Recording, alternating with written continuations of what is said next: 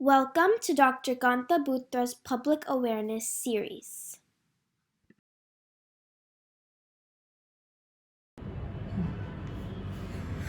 आजकल मेरे दिमाग में एक सवाल आता है कुछ घटनाएं देखने के बाद कि ये सब लोग मोबाइल एडिक्टेड है या यह दुनिया का बदला हुआ चेहरा है जिससे मैं अनजान हूँ। इसलिए मेरे साथ में है doctor Trupti Patel. She is a famous psychiatrist Surat की और उसके सिवा रिलेशनशिप एक्सपर्ट है, तो इससे अच्छा तो अपने को कौन मिलेगा। एनीवे, मैं एक चीज़ कबूल करती हूँ, लाइफ विदाउट मोबाइल हम लोग सोच नहीं सकते। कोविड पीरियड में आप सबको पता है डॉक्टर्स कंसल्टेशन, बच्चों का एजुकेशन, आईटी प्रोफेशन, बहुत सारे प्रोफेशंस, जूम मीटिंग्स, सबकी इंक्लूडिंग ऑल महिला मंडल्स, सब कुछ पॉसिबल था बिकॉज ऑफ मोबाइल। पर आजकल क्या हो गया है, मेरे को रात को 9 बजे कोई फ़ोन करके बोलता है डॉक्टर साहब आपने वो व्हाट्सअप देखा। मेरा जवाब मोस्टली रहता है कि मैंने नहीं देखा। अरे मैंने वो पूरी PDF फाइल भेजी है, मैंने पूरा बॉडी चेकअप का रिपोर्ट करा दिया है। एक चीज़ बता देती हूँ, बॉडी चेकअप के रिपोर्ट मतलब आपकी बीमारी ढूंढी जाएगी ऐसे नहीं है। फिज़िकल चेकअप भी इक्वली इम्पॉर्टेंट है, उसका वीडियो चाहिए तो मैं आगे बना दूँगी। तो आपके पहले सवाल का जवाब या मेरे पहले सवाल का जवाब तो मैंने आपको दे दिया। अब मेरा दूसरा सवाल है, मैं एक्चुअली क्या हुआ था, क्लिनिक पे गई थी, जल्दी चली गई थी, देखा तो पिन ड्रॉप साइलेंस। सॉरी मैं क्या बात है, कोई नहीं है रिसेप्शन पे।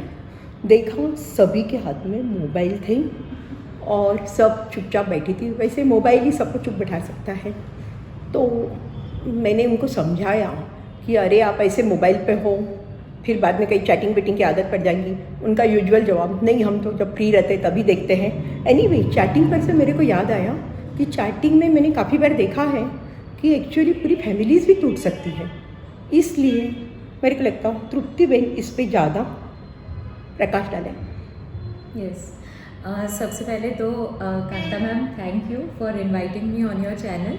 और मैम आपने जो बताया ये आपके क्लिनिक की नहीं, हम सबके ही क्लिनिक की स्थिति है कि लगता है कोई नहीं है और फिर देखते हैं तो क्लिनिक में ही नहीं, हमारे आप ड्राइंग रूम्स में चले जाइए, बेडरूम्स में चले जाइए, यही हाल है कि सब लोग अपने अपने मोबाइल में बिज़ी हैं। इसके कारण क्या है?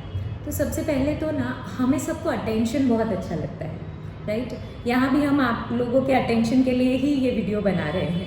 तो ये अटेंशन बहुत जल्दी मोबाइल पे मिल जाता है थ्रू सोशल मीडिया, ठीक है। कोई मेरे फ़ोटो को लाइक कर देता है, मेरा भेजा हुआ मैसेज पढ़ लेता है, ब्लू टिक आ जाता है, नोटिफिकेशन बजता है, तो मुझे पता चलता है someone is giving me importance, someone is giving me attention. तो इसलिए मैं थोड़ी सी अटैच रहती हूँ मेरे मोबाइल से। सेकंड कि हम बोर नहीं होना चाहते, किसी को भी अभी बोर होने की आदत नहीं है। हम 5 मिनट हुए तो 5 मिनट क्या, 1 मिनट हुआ, कुछ काम नहीं है तो तुरंत हम अपने जेब से मोबाइल निकाल के देखने लगते हैं। दूसरा यह है कि हम बिज़ी दिखना चाहते हैं, कोई भी ऐसे खाली बैठना नहीं चाहता। जैसे मैं किसी का इंतज़ार कर रही हूँ तो भी मुझे ऐसे दिखाना है कि भाई मैं बिज़ी हूँ, मैं खाली नहीं बैठी हुई हूँ। तो कई बार जस्ट बिज़ी दिखने के लिए भी लोग ये करते हैं। और जैसे आपने कहा कि कोविड के दौरान हमें एक तरह की थोड़ी आदत लग गई कि हमें एक्चुअल कनेक्शंस के बजाय ई कनेक्शंस ज़्यादा पसंद आने लगे, क्योंकि तब हमारे पास कोई चारा ही नहीं था। अब हमें आदत हो गई कि हम टेक्सटिंग पे ही कनेक्टेड रहें, वीडियो चैट पे अपने दूर दराज के फ्रेंड्स हैं, रिलेटिव्स हैं, उनसे बात करें। तो एक तरह का हैबिट हो गया। और सबसे मेन कि मोबाइल बहुत ही डिस्ट्रैक्टिंग है, इतनी सारी चॉइसेस हैं, बिल्कुल आप कभी बोर नहीं होते मोबाइल पे। आप जाओ तो कुछ ना कुछ आपको मिल जाएगा, कोई जोक मिल जाएगा, किसी ने भेजा हुआ कोई मैसेज मिल जाएगा, कोई वीडियो मिल जाएगा, रील्स मिल जाएंगी, फेसबुक मिल जाएगा। तो क्या हो गया है कि इतना सारे चीज़ें हैं मोबाइल में कि उसके सामने मेरे बाजू में कोई बैठा है, उससे बात करना मोबाइल के कंपैरिजन में थोड़ा सा डल हो गया है।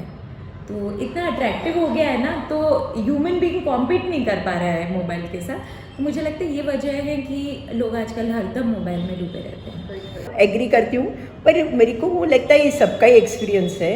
आप घर पे आपके हस्बैंड को कुछ बात कर रहे हैं, शायद हस्बैंड मोबाइल पे होगा तो ऐसे ही देखता रहेगा, हाँ हाँ हाँ करता रहेगा। और वैसे समझो आप किसी के घर पे मिलने गए हो, 4-5 फ्रेंड्स बैठे, एक आध फ्रेंड को आदत होती है वो मोबाइल देखता रहेगा और बोलेगा क्या हुआ, क्या बोल रहे थे, हाँ ठीक है। सो मुझे लगता है this is very actually irritating. Yes क्या तृप्ति बहन? यस मैम, एकदम आपने सही बोला। इसको एक्चुअली 2012 में इस बात के लिए एक टर्म भी इजाद किया गया है, फ़ोन स्नबिंग।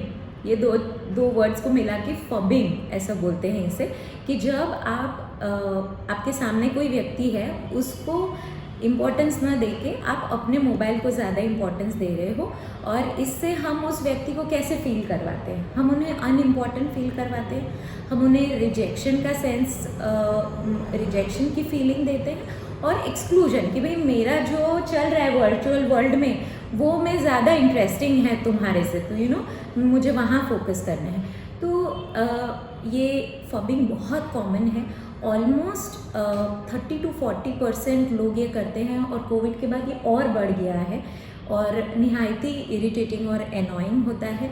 इनफैक्ट देखा गया है कि जो फबर है यानी जो इग्नोर कर रहा है दूसरे को, उसे भी बहुत खास अच्छा नहीं लगता है इस एक्टिविटी से, उसे भी थोड़ा गिल्टी फील होता है कि पापा बैठे हैं या यू नो वाइफ बैठी है और मैं ऐसे कर रहा हूँ। पर कहीं ना कहीं ये एक तरह का लर्नड बिहेवियर है, एक तरह की हैबिट है, और डेफिनेटली इसे अनलर्न किया जा सकता है। सबसे पहले हम अवेयरनेस डेवलप करें कि ये हमसे हो रहा है। दूसरा कि हम कहीं कहीं घर में या ऑफिस में नो फ़ोन जोन्स बनाएं, कि भाई डिनर टेबल पे या डाइनिंग टेबल पे तो फ़ोन अलाउड नहीं है, या बेडरूम में फ़ोन अलाउड नहीं है। ब्रेक्स ले छोटे छोटे मोबाइल से, और सबसे ज़रूरी ये कि इसमें हम दूसरों की भी मदद लें। जैसे हम अवेयरनेस तो डेवलप ही कर रहे हैं, पर हम दूसरों को भी बताएं कि भाई ये आदत मुझे छुड़ानी है तो मुझे थोड़ा मदद करो। तो what others can do is that we can accept कि ठीक है अभी इनके आदत लग गई है, but we can call them out without blaming. Okay, ये बहुत ही टैक्टफुली और बहुत ही सपोर्टिवली करना है।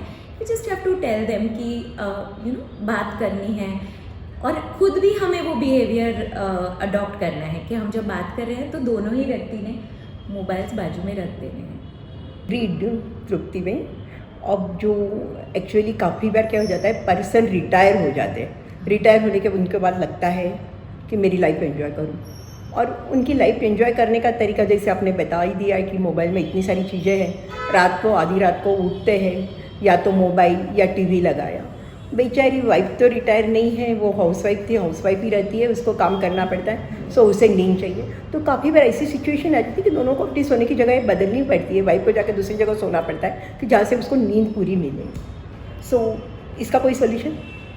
यस मैम, ये पोस्ट रिटायरमेंट नहीं, ये हम सभी मराठल आई मीन सारी ही एजेस के मैरिजेस में ये बहुत बार देख रहे हैं। अलग अलग सोना नहीं भी पड़े, एक ही रूम में होते हुए भी हमें लगता है हम साथ में हैं, लेकिन अगर हम अलग अलग वर्चुअल वर्ल्ड्स को बिलोंग कर रहे हैं तो ये एक तरह का डिसकनेक्ट पैदा करता है, एक तरह की जो कहते हैं दूरियां पैदा कर रहा है। और इसके वजह से देखा गया है कि बहुत ही जो मैरिज का सेटिस्फैक्शन है वो बहुत कम हो गया है मोबाइल की वजह से। सेक्सुअल इंटीमेसी बहुत कम हो गई है, लोग मोबाइल को ही एक ऑब्जेक्ट ऑफ प्लेजर बना के बैठे हैं, सब चीज़ें उसी में से मिल जाती हैं, फ्रेंडशिप उसी में से मिल रही है, इमोशनल सपोर्ट उसी में से मिल रहा है, जो एक फीलिंग ऑफ बिलोंगिंग होती है, यू नो हम मैरिज को बिलोंग करते हैं, ये मेरा रिश्ता है ऐसे, तो वो भी अब लोग मोबाइल में से लेने लगे हैं। और इसके और दुष्परिणाम आगे जाके ये होते, कभी कभी इमोशनल इनफिडिलिटी या एक्स्ट्रामैरिटल अफेयर्स भी होने लगे, क्योंकि कोई चेक नहीं है, कोई सुपरविजन नहीं है इस चीज़ पे, सेंसरशिप नहीं है। तो कहीं कहीं हम छोटी सी कोई चैट ऐसे ही चालू करते हैं, ऑनलाइन कह लो या पास्ट लवर से कह लो या किसी फ्रेंड से कह लो, और कभी कभी वो इमोशनल इंटीमेसी से लेकर आप ऑनलाइन से ऑफलाइन में चले जाते हो। तो many times this is also leading to increase rates of divorce.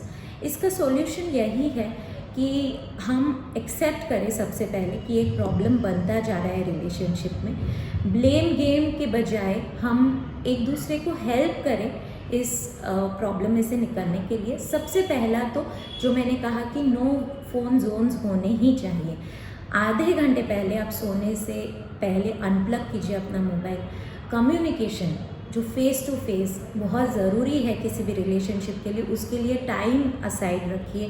Planned sex या प्लान्ड इंटीमेट टाइमिंग्स आपको रखने पड़ेंगे, प्लान करने पड़ेंगे। और मोबाइल को पीछे रख के थोड़े से टुगेदरनेस के साथ में जो टाइम बिताने हैं वो आपको शेड्यूल करने पड़ेंगे। ब्रेक्स, नेचर में जाइए, बाहर घूमने जाइए, ग्रुप ऑफ फ्रेंड्स के साथ एंजॉय कीजिए। आजकल एक नया कॉन्सेप्ट आया है जो मैं काफ़ी बार पेशेंट्स को बोलती हूँ कि आप जब फ्रेंड्स को मिलते हो तो एक गेम खेलिए कि एक बास्केट में सब लोग अपना मोबाइल रख दीजिए और सपोज़ आप डिनर करने गए हो किसी होटल में, तो जिसका मोबाइल सबसे पहला बजेगा या जो टेम्प्टेड होगा उठाने के लिए वो आधा बिल भरेगा या पूरा बिल भरेगा। तो इस तरह से हम ये एक एनकरेज कर रहे हैं लोगों को कि एक दूसरे की मदद करिए। ऐसा नहीं कि ये बात मैं आप लोगों की कर रही हूँ, कई बार हम लोग भी अपने आप को पाते हैं कि हम में भी ये सब बिहेवियर्स आ रहे हैं, तो उसकी अवेयरनेस डेवलप करके उसे हम अनलर्न कर सकते हैं। और सही है। अब लास्ट क्वेश्चन, ऐसे तो बहुत सारे सवाल हैं, फिर भी एक इम्पॉर्टेंट, अभी रिसेंटली मेरे पास एक लेडी को लेके उसका हस्बैंड आया था, एक हाथ में झंझनाहट आ रही थी, चीज़ें भी गिर रही थी। मैंने पूछा घर में काम बहुत करते हो क्या, सब्जी काटते हो क्या, ये करते हो क्या? उन्होंने सबका रिफ्यूज़ किया, बोला घर में तो बहुत सारे नौकर हैं। मैं कि मोबाइल कितना यूज़ करते हो? तो बोला दिन भर मोबाइल पे वीडियो गेम्स खेलती रहती। तो लेडीज़ का तो मीन्स रहता होगा, पर आजकल मेरे को कोविड पीरियड के बाद में बहुत सारे पेशेंट ऐसे आते हैं कि जो उनकी यही कंप्लेंट रहती कि वाइफ तो आजकल दिन भर मोबाइल पे वीडियो गेम्स खेलती रहती, हस्बैंड भी खेलते रहते हैं, बच्चे भी खेलते रहते हैं। एक्चुअली हमारे ज़्यादा प्रॉब्लम हो गया है ये कोविड में, जब से एजुकेशन ऑनलाइन हुआ तो बहुत मुश्किल हो गई है इसमें। हाँ, तो ये एक्चुअली ये भी मैं एग्री करती हूँ। मेरे एपिलेप्सी के पेशेंट को तो पर्टिकुलर जात के गेम से एपिलेप्टिक अटैक आते हैं, उनको तो मैं मना कर सकती हूँ, पर बाकी सबको कैसे मना करें? हम उनको बोलते हैं पेरेंट्स को कि भाई इसको एक टाइम फिक्स करके दो, फिर भी बच्चे को गुस्सा आ जाता है या पेरेंट्स के सुनते ही नहीं है। मुझे लगता है इसका जवाब भी तृप्ति वे नहीं देंगे। मैम बहुत इम्पॉर्टेंट और बर्निंग प्रॉब्लम है ये आज के सारे ही पेरेंट्स का। सबसे पहला तो मैं ऐसे 5 जो हमारी उंगलियां हैं ना उससे याद रखने को बोलती हूँ कि सबसे पहले रूल्स बनाने पड़ेंगे, ठीक है। मैम कोई भी इलेक्ट्रॉनिक गैजेट है वो कोई ना कोई मैनुअल बुक या इंस्ट्रक्शन बुक के साथ आता है। मोबाइल ही है जो नहीं आता, तो वो इंस्ट्रक्शन बुक हमें अपने घर के लिए बनानी पड़ेगी कि ये हमारे घर के ये रूल्स हैं, और फिर पेरेंट्स की जिम्मेदारी है कि उन रूल्स को लागू करिए। ओके। सेकेंड, ये उंगली दूसरे की तरफ दिखाने से पहले देखिए कि खुद का बिहेवियर कैसा है। हमारा बिहेवियर देख के ही कई बार बच्चे या दूसरे लोग सीख रहे हैं। थर्ड इज़ कि राइट यूज़ क्या है। कई बार हम जब इस तरह के प्रोग्राम्स बनाते हैं मोबाइल पे तो ऐसे लगता है जैसे हम बता रहे हैं कि मोबाइल बहुत ही बुरी चीज़ है। बिल्कुल नहीं, मोबाइल बहुत ही सही चीज़ है। चाकू की तरह है कि उससे मर्डर भी किया जा सकता है और सर्जरी करके किसी की जान भी बचाई जा सकती है। तो मैं तो लोगों को बोलती हूँ मोबाइल एक बहुत ही अच्छी यूनिवर्सिटी है, इस पर कई सारी चीज़ें सीखी जा सकती हैं। लेकिन कभी कभी हम गलत दिशा में चले जाते हैं, जैसे गेम्स में चले जाते हैं जो बाकायदा साइकोलॉजिस्ट लोगों को बिठा के बनाए गए हैं ताकि आप उनको बार बार आपकी इच्छा हो, जो आपने पिछले वीडियो में कहा है डोपामिन सर्ज मिले और हम कंट्रोल ही नहीं कर पाए कि लेवल 1 के बाद हम लेवल 2 पे जाएं। ओके, तो ये राइट यूज़ की तरफ हमें अपने बच्चों को मोड़ना है, एजुकेशनल यूज़ करना है उसका, आपके दूर दराज के जो रिलेटिव्स हैं उनके साथ कनेक्शन के बारे में, और इवन एंटरटेनमेंट के लिए हम अगर सुपरवाइज करें तो बहुत ही अच्छा माध्यम है मोबाइल एंटरटेनमेंट का। थर्ड, ये रिंग फिंगर है तो इसे रिवॉर्ड की तरह यूज़ करिए। जैसे बच्चों को बोलिए कि आप पढ़ लो इतना घंटा, फिर इसके बाद आपको इतना देर आप मोबाइल देख सकते हो। खुद के लिए भी यही करिए कि घर के काम हो जाए, फिर दोपहर में आपको टाइम मिलता है तो बिल्कुल यूज़ करिए। आपकी किटी पार्टी, आपकी सब बातें करिए, महिलाओं को भी मैं बोलती हूँ। और लास्ट इज़ कि कट्टी, मोबाइल से कभी कभी कट्टी करिए। ओके, हर दम 2400 घंटे हमारे साथ रखने की ज़रूरत नहीं है। स्पेशली बेडरूम्स में मैं लोगों को बोलती हूँ बेडरूम के बाद नो मोबाइल्स अलाउड इनसाइड का बोर्ड होना चाहिए, और तभी हम इस कल्चर को हेल्दीली अपना पाएंगे। हम अब मोबाइल को अपने ज़िंदगी से नहीं निकाल सकते। मैं लोगों को बोलती हूँ ये 17वां संस्कार बन गया है अब। ओके, तो इसे रहने देना है, तो इसका राइट यूज़ भी हमें सबको एक्सेप्ट करके उसे लागू करके उसको यूज़ करना पड़ेगा, तभी ये ब्लेसिंग के रूप में हमें नज़र आएगा। नहीं तो हमें कम केसेस नहीं आ रहे हैं आजकल कि डिप्रेशन, एंजाइटी ये सब बढ़ गया है, और इसका एकमेव सिम्टम ये है कि मोबाइल यूज़ बहुत बढ़ गया है लोगों में। तो लास्ट में मैं ये संदेश दूंगी कि कभी भी मोबाइल का प्रॉब्लमेटिक यूज़, मैम हम एडिक्शन कम यूज़ करते हैं, हम साइकेट्रिस्ट बोलते हैं कि it's a problematic use of internet और मोबाइल, और मैं लोगों को बोलती हूँ प्रॉब्लमेटिक के बजाय इसको पर्पसफुल यूज़ करिए। और बहुत ही अच्छा यंत्र बनाया है, हम 21वीं सदी में है और इतना अच्छा इन्वेंशन है, बस इसको सही यूज़ करेंगे तो it will be a blessing, और else anything can prove a bane. Okay, thank you Trupti बहन। एक बात मैंने मान ली, ये दुनिया का बदलता स्वरूप है, पर उसको कैसे बदलने देना है अपने हाथ में है। उसके लिए तृप्ति बहन ने आपको 5 चीज़ें बताई है। मुझे लगता है आप सब उतनी ध्यान में रखो। मोबाइल से कट्टी करनी है, मोबाइल से दोस्ती कब करनी है, मोबाइल को कितना देर यूज़ करना है, कौन से जोन में नहीं लाना है, ये सब आप बराबर ध्यान में रखोगे तो मोबाइल से अच्छी चीज़ नहीं है। हम लोग भी मोबाइल देखते हैं, टीवी देखते हैं, इंटरनेट में करते हैं, हमारे को भी डोपामिन चाहिए, पर एक्चुअली मेरे को लगता है मोबाइल पे आपका कंट्रोल चाहिए, आपके ऊपर मोबाइल का नहीं। Thank you.